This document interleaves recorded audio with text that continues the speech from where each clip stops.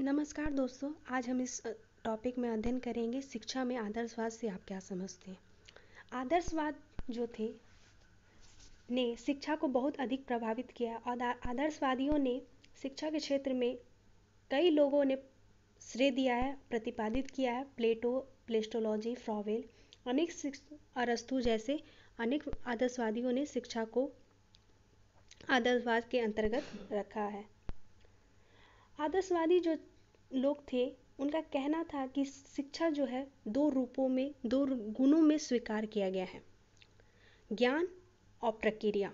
ज्ञान जो है नई नई जानकारियों को लेना और उनको उस कार्यों में लगाना, इसलिए दो रूप रखे गए हैं। नई नई जानकारियाँ जो ज्ञान के अंतर्गत रखा गया है और कार्यों में लागू करना प्रक्रिया के अंतर्गत रखा गया है। इसलिए आदर्शवादियों ने शिक्षा को दो गुणों में डिवाइड किया है, ज्ञान और प्रक्रिया। शिक्षा में आदर्शवाद जो था, शिक्षा एक आदर्श के रूप में काम करती है, क्योंकि शिक्षा के द्वारा आदर्श मानव का जन्म होता है। प्राचीन आदर्शवादी जो थे ज्ञान और शिक्षा में भेद नहीं करते थे। ज्ञान का जो होता है नई नई जानकारियाँ प्राप्त करना, जो शिक्षा के ही द्वारा लिया जाता है, इसलिए दोनों के बीच में भेद नहीं की जाती थी। प्लेटो के अनुसार कहा गया है कि शिक्षा का कार्य मनुष्य के शरीर और आत्मा को पूर्णता प्रदान करता है। जैसे शरीर आत्मा के बिना कुछ नहीं है और आत्मा के बिना शरीर नहीं है, उसी प्रकार शिक्षा का जो कार्य होता है मनुष्य को दोनों के रूपों में कार्य करता है, शरीर के रूप में भी और आत्मा के रूप में भी। दोनों के बिना कुछ नहीं हो सकता, मनुष्य जीवित नहीं रह सकता। वैसे शिक्षा के बिना मनुष्य का पूर्ण रूप प्रदान नहीं हो सकता है। आधुनिक युग के आदर्शवादी जो थे, शिक्षा की प्रक्रिया के रूप में स्वीकार किया गया है। जो शिक्षा जो हम ग्रहण करते हैं उसको कार्यों में लाना चाहिए, इस रूप में आधुनिक युग के लोग स्वीकार किए हैं।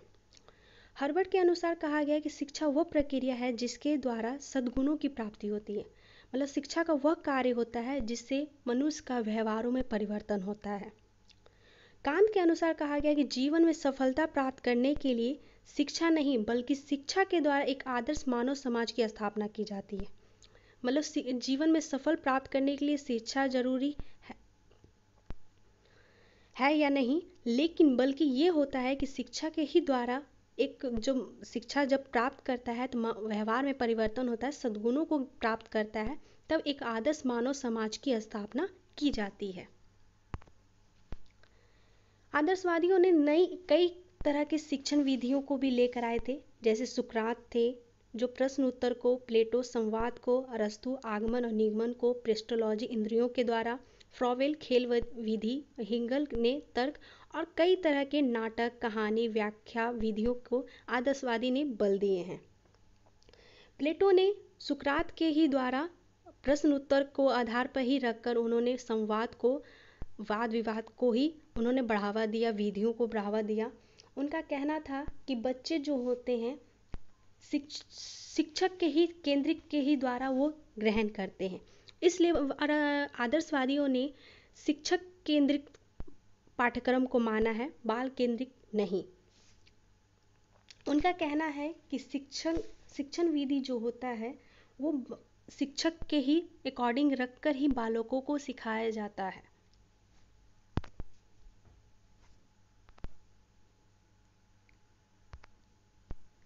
आदर्शवाद तथा शिक्षा के उद्देश्य।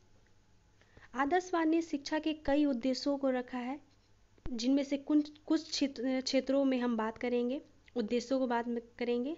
पहला है शारीरिक एवं मानसिक विकास। आदर्शवादी सर्वप्रथम मनुष्य के शरीर एवं मानसिक विकास पर बल देते हैं, क्योंकि उनका कहना है कि कोई भी व्यक्ति अपना शरीर एवं मानसिक विकास तभी कर सकता है जब उन्हें पोषित आहार मिले और अपने विचारों पर नियंत्रण रखे, तभी उनका विकास हो सकता है। दूसरा पॉइंट है सामाजिक एवं सांस्कृतिक विकास। आदर्शवादियों के अनुसार कहा गया है कि आध्यात्मिक रूप में शिक्षा को मनुष्य के सामाजिक और संस्कृति को नियंत्रण और संरक्षण करे, तभी उनका विकास हो सकता है। थर्ड पॉइंट है नैतिक एवं चारित्रिक विकास। आदर्शवादी दार्शनिक मनुष्य के सामाजिक के उत्तम विकास को नैतिक एवं चारित्रिक विकास पर बल दिए हैं। उनका का मानना था कि समाज के नियमों को आस्था के रूप में पूजा हम करेंगे, नियमों को पालन करेंगे, तभी हमारा विकास हो सकता है। प्लेटो के अनुसार कहा गया है कि व्यक्ति, समाज और राज्य सभी की दृष्टि से नैतिक की अति आवश्यक होती है। जब हमें राज्य का, समाज का, अपनी स्वयं की मूल्यों का विकास हमें करना है, तब हमें नैतिक मूल्यों का भी विकास चाहिए। चौथा पॉइंट है पवित्र जीवन की तैयारी कराना। आदर्शवादियों के अनुसार कहा गया है कि बालक में आध्यात्मिक मूल्यों के प्रति श्रद्धा उत्पन्न करने के लिए, सभी परिस्थितियों का सृजन करने के लिए जिनमें रहते हुए पवित्र जीवन व्यतीत करें, और आध्यात्मिक रूप से वो शिक्षा के उद्देश्य यह भी है कि बालक को पवित्र जीवन के लिए तैयार करना, कि जिससे शिक्षा का उद्देश्य भक्तिपूर्ण हो सके। शिक्षा को हम एक आस्था के रूप में ग्रहण करें और उनके कार्यों को, प्रक्रियाओं को भक्ति के रूप में ग्रहण कर सकें। पांचवा है उद्देश्य आध्यात्मिक का विकास। आध्यात्मिक जो विकास है, प्लेटो के अनुसार कहा है कि मनुष्य की जो प्रवृत्ति होती है सत्यम शिवम सुंदर की ओर झुकी होती है। सत्यम जो है सदैव सत्य की ओर खोज करता है, और शिवम जो होता है वो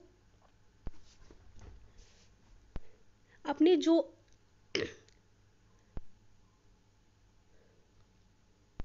भौतिक वस्तुओं की ओर जो अभिलाषी होते हैं उनको त्यागते हुए जो प्राकृतिक वस्तुएं हैं उनके सुंदरम में हमें ग्रहण करना है।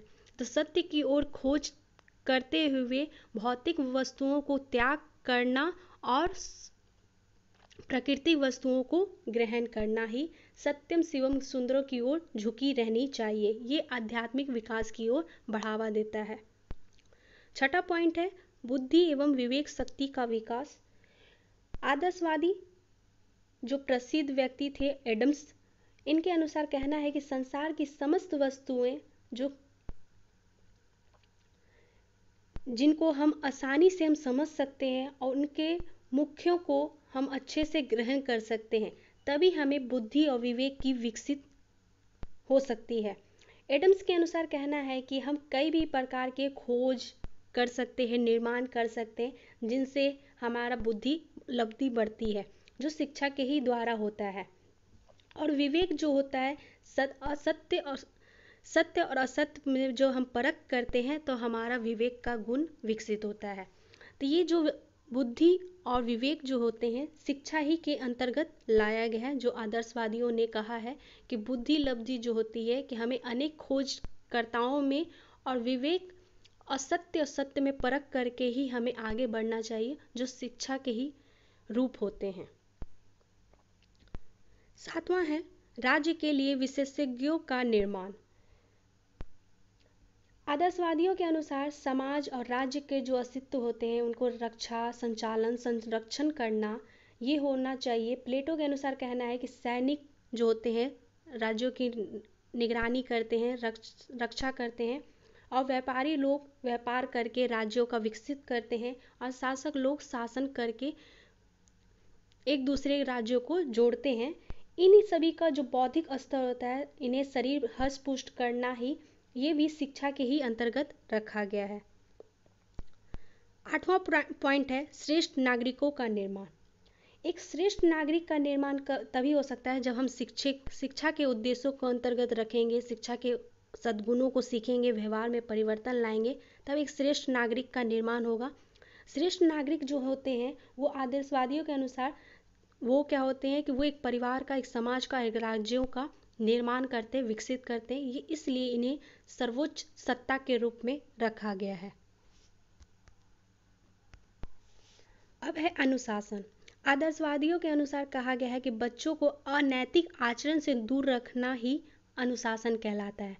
जब बच्चा आत्मा को नियंत्रण और आत्मा पर शासन करने लगेगा, तभी वो सच्चा अनुशासन करने लगेगा। भौतिक वस्तुओं से दूर रखना और नई नई प्रकृतियों के द्वारा आध्यात्मिक चीज़ों में, भक्तिहीन में धर्म ग्रंथों में वो अपना जीवन व्यतीत करने लगेगा, तब उनका अनुशासन सच्चा अनुशासन हो सकता है।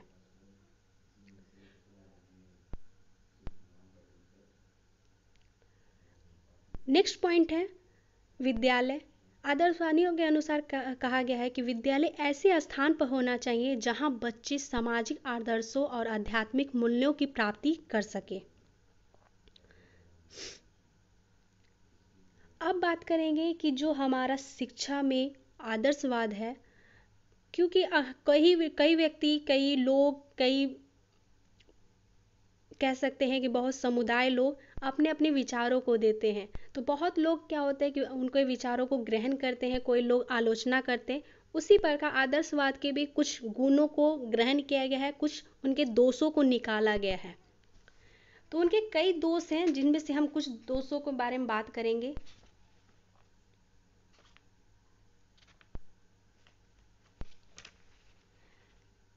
आदर्शवादी शिक्षा में शिक्षक को अधिक महत्वपूर्ण दिया गया है, बहुत अधिक स्थान दिए हैं। जैसे कि अभी के दौर में हम लोग कह रहे हैं, आधुनिक युग में कहेंगे कि शिक्षक जो होता है बाल केंद्रित होना चाहिए, बालक के अकॉर्डिंग होना चाहिए, नहीं बल्कि लेकिन आदर्शवादी शिक्षक को अधिक महत्वपूर्ण दिए हैं। नेक्स्ट पॉइंट है कि आदर्शवादी जो है शिक्षण विधि में रटने पर बल दिए हैं, लेकिन अभी हमारा जो युग है, हमारा जो आधुनिक नियम लाए गए हैं, वो सीखने पर बल दिया गया है कि बच्चे करके सीखने।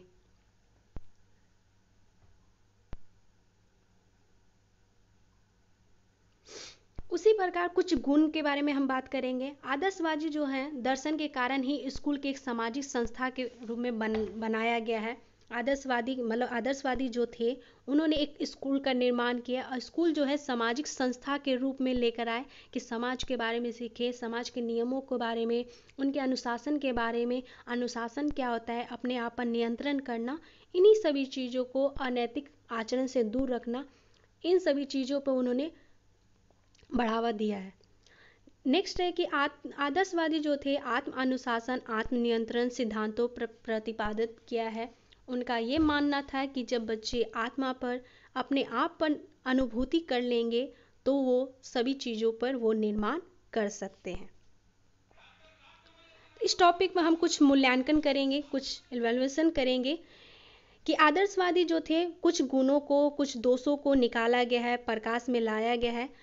इनका मानना था कि आज के दौर में भौतिक युग से मानव कई तरह के कलह, संघर्ष में, जाल में फंस जाते हैं। इन्हीं सब से छुटकारा पाने के लिए आदर्शवादी का सहारा लेकर ही, जिसमें से मानव को जीवन में सच्ची सुख, शांति, आनंद प्राप्त हो सके, इसलिए आदर्शवादी जो थे आदर्शवाद का शरण लेकर ही शिक्षा को, उद्देश्यों को बढ़ावा दिया है, जिससे शिक्षा में सद्गुणों का और ज्ञान और प्रक्रियाओं के आधार पर उनका निर्माण हो सके और समाज का विकसित हो सके। धन्यवाद। आप लोगों को ये वीडियो अच्छा लगा हो तो लाइक और शेयर, सब्सक्राइब करें। जय हिंद, जय भारत।